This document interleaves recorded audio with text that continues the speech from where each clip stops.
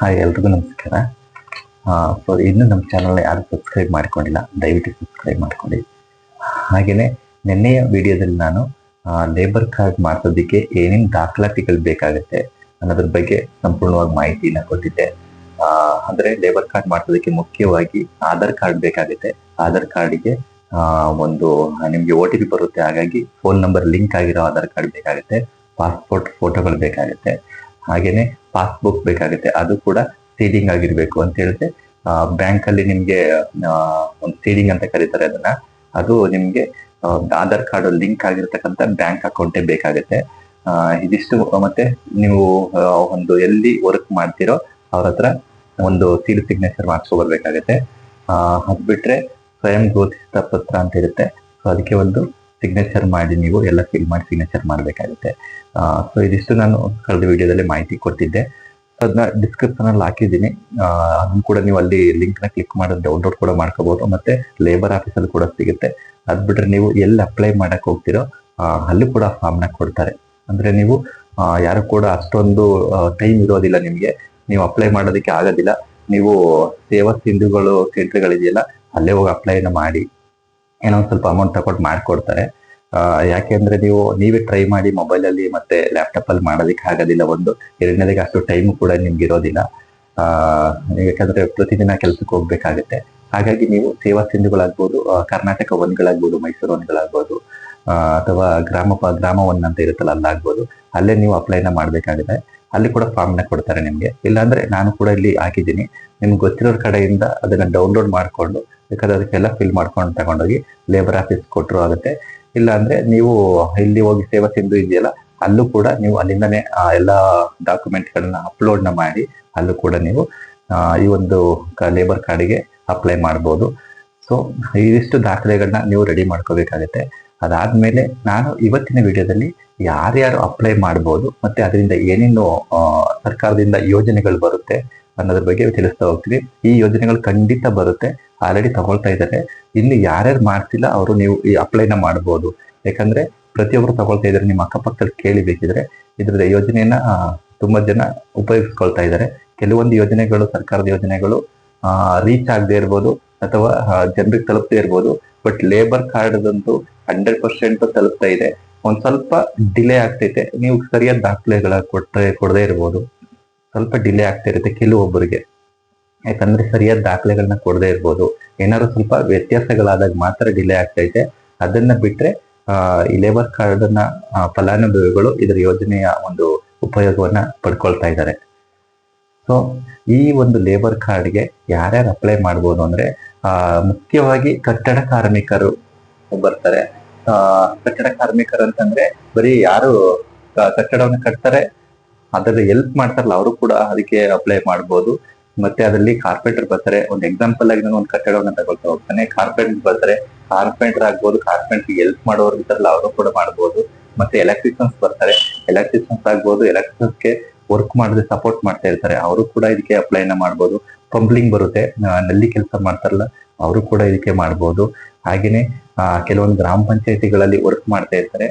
So ಅವರು ಕೂಡ ನಾನು ಹೇಳ್ದೆ ಮೊದಲನೇ ವಿಡಿಯೋದಲ್ಲಿ ಅವ್ರ ದಾಖಲೆಗಳು ಏನ್ ಬೇಕಾಗುತ್ತೆ ಅಂತ ಹೇಳಿ PDO ಅಥವಾ ಕಾರ್ಯದರ್ಶಿ ಹತ್ರ ಸಿಗ್ನೇಚರ್ ನ ಮಾಡಿಸ್ಕೊಂಡು ಅವರು ಕೂಡ ಈ ಒಂದು ಲೇಬರ್ ಕಾರ್ಡ್ಗೆ ಅಪ್ಲೈನ ಮಾಡ್ಬೋದು. ಸೊ ಹಾಗೇನೆ ಒಂದ್ಸತಿ ನೀವು ಈ ತರದ ಕಟ್ಟಡ ಕಾರ್ಮಿಕರಿಂದ ಹಿಡಿದು ಯಾರ್ಯಾರು ಈ ಒಂದು ಕಾರ್ಮಿಕ ಒಂದು ವರ್ಗದಲ್ಲಿ ವರ್ಕ್ ಮಾಡೋದಕ್ಕಿರ್ತಿರೋ ಅವರೆಲ್ಲರೂ ಕೂಡ ಈ ಒಂದು ಯೋಜನೆಯ ಫಲವನ್ನ ಪಡ್ಕೋಬಹುದು. ಬಟ್ ಕೆಲವೊಬ್ರು ಕಾಮೆಂಟ್ಸ್ ಗಳಲ್ಲಿ ಕೆಲವೊಂದು ವಿಡಿಯೋಗಳಲ್ಲಿ ನೋಡಿದೆ ನಾನು, ಟೈಲರಿಂಗ್ ಮಾಡ್ತಾ ಇರೋದಾಗ್ಬೋದು, ಕೆಲವೊಂದು ಕೆಲಸಗಳಿಗೆಲ್ಲ ನಮ್ಗೂ ಬರುತ್ತಾ ಅಪ್ಲೈ ಮಾಡ್ಬೋದು ಅಂತ ಕೇಳ್ತಾ ಇರ್ತಾರೆ. ಸೊ ಆ ತರದವ್ರಿಗೆ ಬೇರೆ ಬೇರೆ ಯೋಜನೆಗಳಿದೆ. ಬಟ್ ಇದು ಕಾರ್ಮಿಕರಿಗೆ ಸಂಬಂಧಿಸಿದಂತ ಅತಿ ಹೆಚ್ಚು ಮೇಜರ್ ಆಗಿ ಕಾರ್ಮಿಕರಿಗೋಸ್ಕರನೇ ಮಾಡಿರ್ತಕ್ಕಂಥದ್ದು ಇದು ಲೇಬರ್ ಕಾರ್ಡ್ ಅಂತ ಹೇಳಿ ಅವ್ರು ಬಳಸ್ಕೋಬೇಕಾಗುತ್ತೆ. ಸೊ ಇದಿಷ್ಟು ಯಾರು ಅಪ್ಲೈ ಮಾಡ್ಬೋದು ಅಂತ ಹೇಳಿ. ಒಂದು ಲೇಬರ್ ಕಾರ್ಡ್ ಇರೋರಿಗೆ ಸರ್ಕಾರದಿಂದ ಏನೇನು ಯೋಜನೆಗಳು ಬರುತ್ತೆ, ಏನ್ ಬೆನಿಫಿಟ್ಸ್ ಇದೆ ಅಂತ ಹೇಳಿ ಹೇಳ್ತಾ ಹೋಗ್ತೇನೆ. ಸೊ ಮೊದಲನೇದಾಗಿ ಅವರು 60 ವರ್ಷ ತುಂಬುತ್ತಲ್ಲ ಲೇಬರ್ ಕಾರ್ಡ್ ಇರೋರಿಗೆ, ಅವ್ರಿಗೆ ಪ್ರತಿ ತಿಂಗಳು ಕೂಡ 1,000 ಪಿಂಚಣಿ ಅಮೌಂಟ್ ಬರುತ್ತೆ. ಸೊ ಅವ್ರಿಗೆ ವಯಸ್ಸಾಗುತ್ತಲ್ಲ 60 ವರ್ಷ ಆದ್ಮೇಲೆ ಪಿಂಚಣಿ ಅಂತೇಳಿ ಗೌರ್ಮೆಂಟ್ ಇಂದಾನೆ ಪ್ರತಿ ತಿಂಗಳು ಕೂಡ 1,000 ಕೊಡ್ತಾ ಹೋಗ್ತಾರೆ. ಇನ್ನೇ ನೀವು ಯಾವ್ಯಾವ ಕೆಲಸ ಮಾಡ್ತೀರೋ ಅಂದ್ರೆ ಎಲೆಕ್ಟ್ರಿಷಿಯನ್ಸ್ ಆಗಿ ವರ್ಕ್ ಮಾಡಿದ್ರೆ ಎಲೆಕ್ಟ್ರಿಷಿಯನ್ಸ್ ಸಂಬಂಧಿಸಿದಂತೆ ಒಂದು ಕಿಟ್ ಬರುತ್ತೆ ಗೌರ್ಮೆಂಟ್ ಇಂದಾನೆ. ಲೇಬರ್ ಆಫೀಸಲ್ಲಿ ಹೋಗಿ ನೀವು ಫಸ್ಟ್ ಹೋಗಿ ಹೆಸರು ಬರೆಸ್ಬಿಟ್ಟು ನೋಂದಣಿ ಮಾಡಿಸಿ ಬರಬೇಕು ಲೇಬರ್ ಕಾರ್ಡ್ ಇರೋರು. ಸೊ ಆಮೇಲೆ ನಿಮ್ಗೆ ಇಂಥ ದಿನ ಬನ್ನಿ ಅಂತೇಳಿ ಶೆಡ್ಯೂಲ್ ನ ಕೊಡ್ತಾರೆ. ಅವತ್ತು ಹೋದ್ರೆ ನಿಮ್ಗೆ ಒಂದು ಕಿಟ್ ಕೂಡ ಕೊಡ್ತಾರೆ ಅಲ್ಲಿಂದ. ಅದ್ರಲ್ಲಿ ನಿಮ್ಗೆ ಏನೇನ್ ಬೇಕಾಗುತ್ತೆ ಎಲೆಕ್ಟ್ರಿಷಿಯನ್ಸ್ ಏನೇನ್ ಬೇಕಾಗುತ್ತೆ ಅಷ್ಟು ಐಟಮ್ಗಳು ಇರುತ್ತೆ. ಸ್ವಲ್ಪ ಜನ ತಗೊಂಡ್ ಬಂದಿರೋದು ಕೂಡ ನಾನು ವಿಡಿಯೋಗಳನ್ನ ನೋಡಿದೆ, ತುಂಬಾ ಚೆನ್ನಾಗಿದೆ. ಮೆಟೀರಿಯಲ್ಗಳೆಲ್ಲ ಚೆನ್ನಾಗಿರೋ ಕ್ವಾಲಿಟಿನೇ ಕೊಟ್ಟಿದ್ದಾರೆ. ಅದ್ ಬಿಟ್ರೆ ಗಾರೆ ಕೆಲಸ ಮಾಡೋರಿಗೆ ಕರಣಿಗಳಾಗ್ಬೋದು, ಮತ್ತೆ ತೂಗು ಮುಂಡು ಬರುತ್ತಲ್ಲ ಅದಾಗ್ಬೋದು, ಅವ್ರಿಗೆ ಏನೇನ್ ಬೇಕಾಗುತ್ತೆ ಟೇಪ್ಗಳು ಆ ತರದ್ದೆಲ್ಲನೂ ಸಂಬಂಧಿಸಿದಂತೆ ಒಂದಷ್ಟು ಕಿಟ್ ನ ಕೊಡ್ತಾರೆ. ಯಾವ್ಯಾವ ಕೆಲಸ ಮಾಡ್ತೀರಾ ಅದಕ್ಕೆ ಸಂಬಂಧಿಸಿದಂತೆ ಒಂದು ಕಿಟ್ ಕೊಡ್ತಾರೆ. ಲೇಬರ್ ಆಫೀಸಲ್ಲಿ ಹೋಗಿ ನೀವು ಆ ಕಾರ್ಡ್ ತೋರಿಸಿ ನೋಟಿಸ್ ಹೆಸರನ್ನ ನೋಟಿಸ್ ಮಾಡ್ಬಿಟ್ಟು ಬಂದ್ರೆ, ಅಲ್ಲಿ ಹೇಳ್ಬಿಟ್ಟು ಬಂದ್ರೆ, ಸೊ ಅವರು ನಿಮ್ಗೆ ಇಂಥ ದಿನ ಬನ್ನಿ ಅಂತ ಹೇಳ್ತಾರೆ. ಅವತ್ತು ಹೋದಾಗ ನಿಮ್ಗೆ ಆ ಕಿಟ್ ನ ಕೊಡ್ತಾರೆ. ಈಸ್ಕೊಂಡ್ ಬಂದಿದ್ದಾರೆ, ತುಂಬಾ ಜನ ತಗೊಳ್ತಾ ಇದ್ದಾರೆ. ಇದು ಕೂಡ ಒಂದು ಲೇಬರ್ ಕಾರ್ಡ್ ಇಂದ ಬರುತ್ತೆ, ಪ್ರತಿ ವರ್ಷ ಕೊಡ್ತೀನಿ. ಈ ಒಂದು ಲೇಬರ್ ಕಾರ್ಡ್ ಇರುವವರಿಗೆ ಅವ್ರ ಹತ್ರ ಮನೆ ಇಲ್ಲ ಅಂತ ಹೇಳಿದ್ರೆ ಸಹಾಯಧನ ಅಂತ ಹೇಳಿ ಮನೆ ಕಟ್ಟೋದಿಕ್ಕೆ 2 ಲಕ್ಷದವರೆಗೂ ಕೂಡ ಸರ್ಕಾರದಿಂದನೇ 2 ಲಕ್ಷದವರೆಗೆ ಮನೆ ಕಟ್ಟೋದಿಕ್ಕೆ ಅಮೌಂಟ್ ಅನ್ನ ಕೊಡ್ತಾರೆ. 2 ಲಕ್ಷ ತಗೊಂಡವರು ಮನೆ ಬೇಕಂದ್ರೆ ಕಟ್ಕೊಬಹುದು. ಯಾರು ಮನೆ ಇಲ್ಲ ಅವರು ಕೂಡ ಇದಕ್ಕೆ ಅಪ್ಲೈ ಮಾಡಬಹುದು. ಹಾಗೇನೆ ಈ ಒಂದು ಕಾರ್ಮಿಕ ಕಾರ್ಡ್ ಇರುವವರಿಗೆ ಒಂದು ಅವರಿಗೆ ಮಕ್ಕಳ ಹೆರಿಗೆ ಟೈಮಲ್ಲಿ ಗಂಡು ಮಗು ಆದ್ರೆ 10,000 ತನಕ ಅಮೌಂಟ್ ಬರುತ್ತೆ. ಹಾಗೇನೆ ಹೆಣ್ಣು ಮಗು ಆದ್ರೆ 30,000 ತನಕ ಅಮೌಂಟ್ ಬರುತ್ತೆ. ಮೊದಲು ಸ್ವಲ್ಪ ಜಾಸ್ತಿ ಇತ್ತು, ಇವಾಗ ಸ್ವಲ್ಪ ಕಡಿಮೆ ಮಾಡಿದ್ದಾರೆ. ಆಲ್ಮೋಸ್ಟ್ ಹೆರಿಗೆಯ ಸಮಯದಲ್ಲಿ ಅಂದ್ರೆ ಅವ್ರಿಗೆ ಸಹಾಯಧನ ಆಗ್ಲಿ ಅಂತೇಳಿ ಒಂದ್ 10,000 ರೂಪಾಯಿ ಗಂಡು ಮಗು ಆದ್ರೆ, 30,000 ಹೆಣ್ಮಗು ಆದ್ರೆ ಅಮೌಂಟ್ ಕೂಡ ಸಹಾಯಧನವಾಗಿ ಈ ಒಂದು ಕಾರ್ಮಿಕ ಕಾರ್ಡ್ ಇರೋರಿಗೆ ಬರುತ್ತೆ, ಅಮೌಂಟ್ ಬರುತ್ತೆ.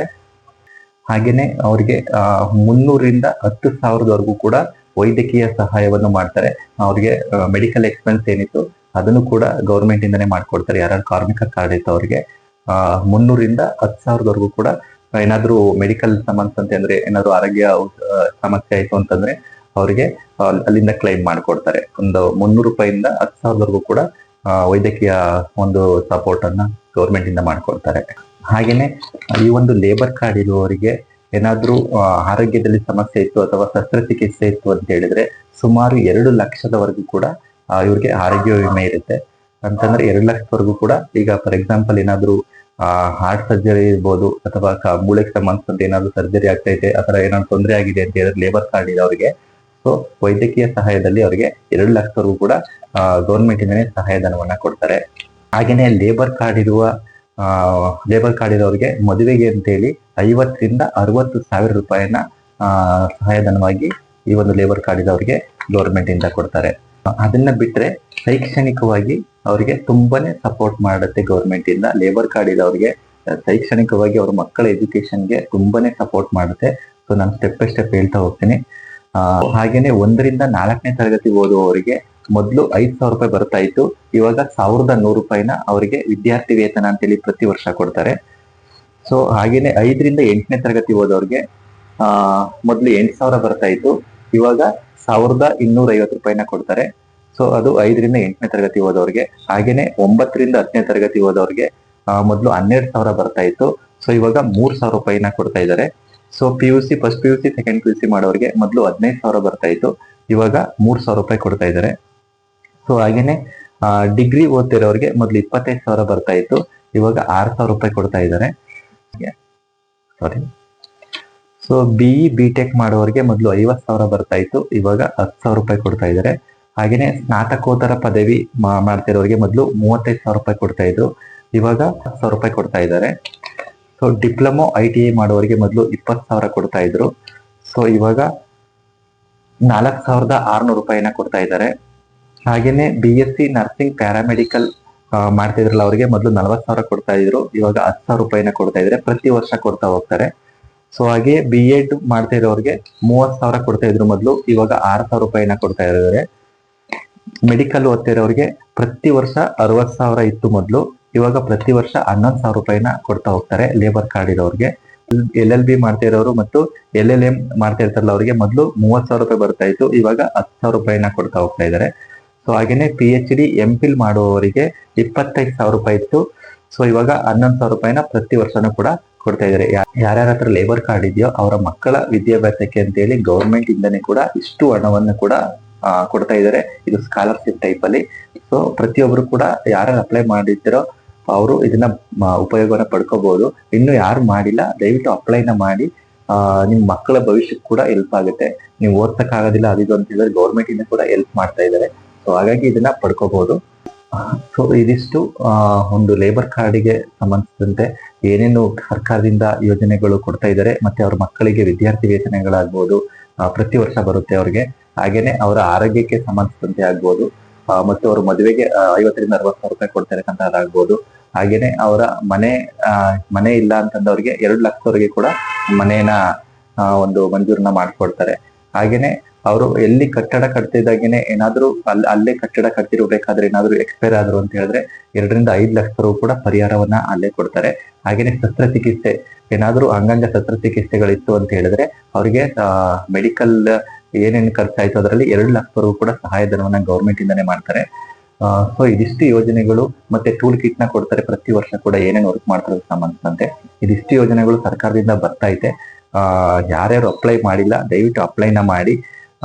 ನಾನು ಮೊದಲನೇ ವಿಡಿಯೋದಲ್ಲಿ ನಾನು ದಾಖಲೆಗಳು ಏನೇನು ಬೇಕಾಗುತ್ತೆ ಅಂತ ಹೇಳಿದೀನಿ. ಇದರಲ್ಲಿ ಯಾರ್ಯಾರು ಅಪ್ಲೈ ಮಾಡಬಹುದು, ಹಾಗೇನೆ ಏನೇನು ಬರುತ್ತೆ ಗೌರ್ಮೆಂಟ್ ಇಂದ ಅಷ್ಟು ಕೂಡ ಸಂಪೂರ್ಣ ಮಾಹಿತಿನ ಕೊಟ್ಟಿದ್ದೀನಿ. ಹಾಗಾಗಿ ನೀವು ಸೇವಾ ಸಿಂಧು ಕೇಂದ್ರಗಳಾಗ್ಬೋದು, ಕರ್ನಾಟಕವನ್ನಾಗ್ಬೋದು, ಮೈಸೂರವನ್ನಾಗ್ಬೋದು, ಗ್ರಾಮವನ್ನಾಗ್ಬೋದು, ಇಂಥ ಕೇಂದ್ರಗಳಲ್ಲೇ ಮಾಡಿ.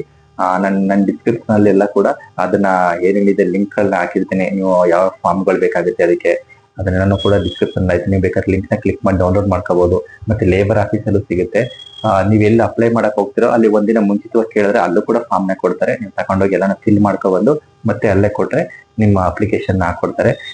ಇನ್ನು ಯಾರ್ಯಾರು ಅಪ್ಲೈ ಮಾಡಿಲ್ಲ ದಯವಿಟ್ಟು ಅಪ್ಲೈ ಮಾಡಿ. ಹಾಗೇನೆ ಈ ವಿಡಿಯೋ ಇಷ್ಟ ಆಯ್ತು ಅಂತಂದ್ರೆ ದಯವಿಟ್ಟು ಲೈಕ್ ಮಾಡಿ. ಹಾಗೆ ನಮ್ಮ ಚಾನಲ್ ನ ಸಬ್ಸ್ಕ್ರೈಬ್ ಮಾಡಿಕೊಳ್ಳಿ. ಧನ್ಯವಾದಗಳು.